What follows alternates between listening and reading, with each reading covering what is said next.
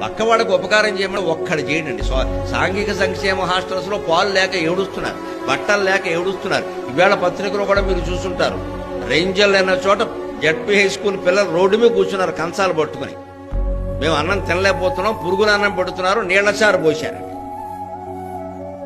ఒక్కొక్క హై స్కూల్లో మధ్యాహ్న భోజన పథకానికి నేను డబ్బులు ఇస్తానని మొక్కుకోండి, మీ కాళ్ళకి నేను దండం పెడతాను ఇక్కడ, అది మొక్కుకోండి.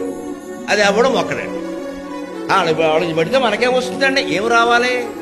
ఏదో ఆశించే మొక్కలా? ఏమీ రాకుండా మొక్కలేమా?